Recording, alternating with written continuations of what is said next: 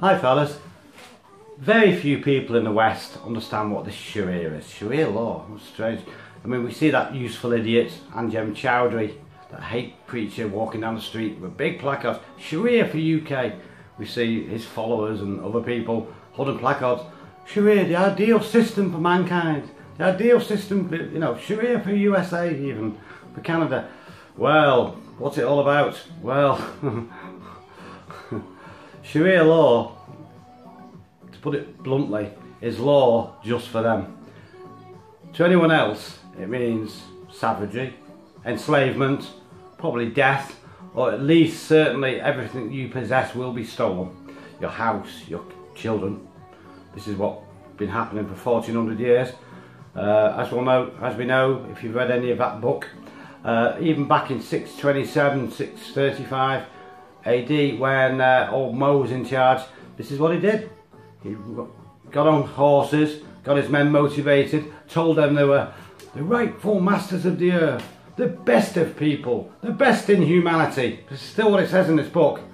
Yes, so that gave them the rights. Well, if they're the best, and it describes all other peoples as being the lowliest of beasts, dirty kuffar, the scum of the earth, liars, perverts. Well, it doesn't, you know, obviously if you, as with the World War II Nazis, when they portrayed Slavs and Jews and, you know, similar peoples, Russians, as less than human, it then becomes much easier to wipe them out, doesn't it? In the mindset of the killers, it becomes far easier to wipe them out because you're already viewing them as creatures, so it becomes quite easy. Well, as Bill Warner from Political Islam said, there was a guy, an ISIS executioner once, and a CNN reporter said, well, doesn't it bother you executing all these kafirs, all these Christians and Yazidis in the marketplace every week? He said, no, it's just like killing chickens.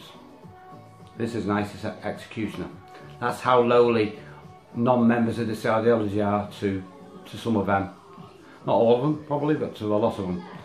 So Sharia law, what's it all about? Well, let's think, if Sharia law was to come into force in America or Britain or Europe, this would mean, right, so all the non-members of the ideology then instantly, as soon as Sharia law's been declared, become kind of the lowliest of beasts, what it says in the book. Well, that gives them the right to steal your houses, steal your whatever car, steal your job, steal any wealth you've got, and if you say, whether you object to it or not, they've also got the right to kill you. To kill you if you try to object to them taking your children and selling them on the, you know, universal slave market, which would exist in the future. Yes, that's what would become of all our kids. I mean, as you know from this mass grooming, this mass rape problem we've had all over Europe and in England for at least 25 years, you know, this is the more latter-day version of 7th century sexual slavery, isn't it? Basically, we're not actually owning them as such, but they're treating them as sex slaves, they're using them for their disgusting desires, and of course they always want them to be fair-skinned, white, virgin girls. And they get the wish sometimes.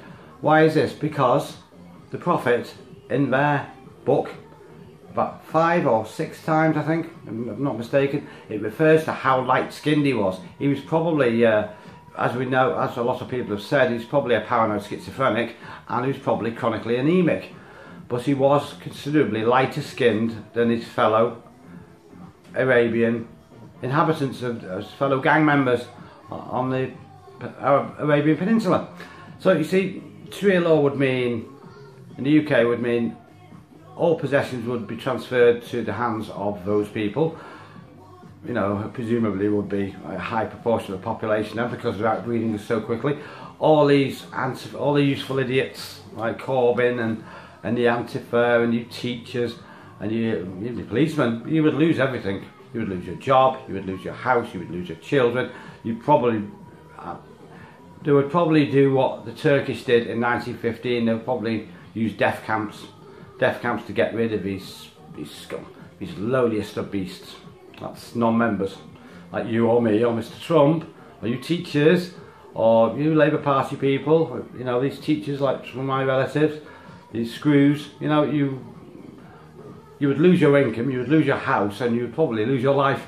So Sharia law is basically based on what they call hudud law. And this is supposed to be, you know, the laws from God. You know, I don't know how when God got the pen or the quilled pen and wrote it all down. Presumably it was from a few corrupt humans, normally corrupt humans. Yeah, as we know in Sharia law, all people like Lot, like as in the Old Testament, I think it used to say you should persecute homosexuals, gay people, and it, of course, it's been took out of our Bible hundreds of years ago, 400, 500 years ago, with the King James Bible. It was done away with, and certainly in the West for many, many years we've been told we should treat gays as, you know, with some compassion under God, you know, if you're into all that. Certainly we're not allowed to persecute them. I don't think many in the West would want them to be persecuted, to be honest. You know, they're different, but generally not very objectionable. One's got parading it in front of us. So yeah, so all the gays would be killed. All girls would have female genital mutilation. Google this if you want. Go on YouTube, put in FGM, Foxtrot Golf Mike, in Egypt. Put it in. I could put a link under this video, but it would be immediately took off within 2 hours by Hope Not Hate, by Report Britain First, by these Antifa jerks who shout and shout to help these people, and they fiddle qualifications, and some of these Labour Party guys, honestly, they fiddle citizenship, they fiddle like entry to universities, and fiddle jobs in the NHS when they know they're not qualified, but it's okay because that's helping these poor people who then come here, get these jobs, take our money, and then carry on detesting us and have no loyalty whatsoever to us, as in Anjem Chowdhury, as in, you know, as in Ali Dawah. You know, all they care about is their own pockets, just like most humans. You've got to bear in mind, of course, with these people, whichever, you know, gangs they are, whichever exact place they come from, be it Africa, be it Saudi, be it Iraq, they have been interbreeding for 1450 years, really. You know, they marry their cousins, they marry their sisters, quite often. It's a well-known fact that in the UK, most Bangladeshi and Pakistani populations, they marry their cousins or closer, or sisters, yeah, on 55 direct relations on 55% of occasions, with a result that about 30% of their children end up being born with malformalities, you know, subnormality, etc. This is established fact. Go and have a look into it yourself. Have a look at Iconoclast videos. He's got all the data. Put them in his videos. He's in the northeast, but he's a good video maker. He's got a lot of followers. So Sharia law basically means, usually for non-members of the ideology, death, being enslaved. They did actually castrate, like massively castrate massive numbers of people, white Europeans earlier, then you know, Arabians, you know, excuse me, Arabs, and subsequently then, of course, with huge numbers of Africans, lost it all, you know, lost it all in screaming agony.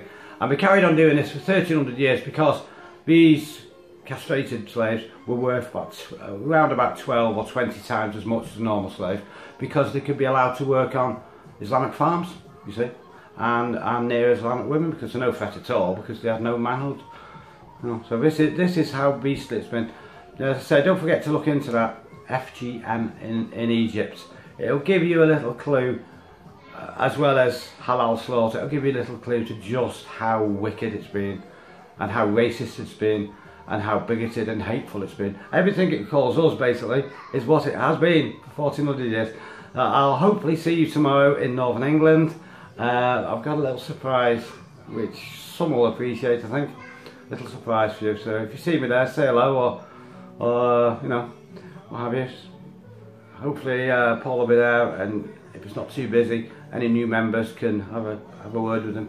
You might be surprised. He's not quite the heinous fascist bigots that is being painted.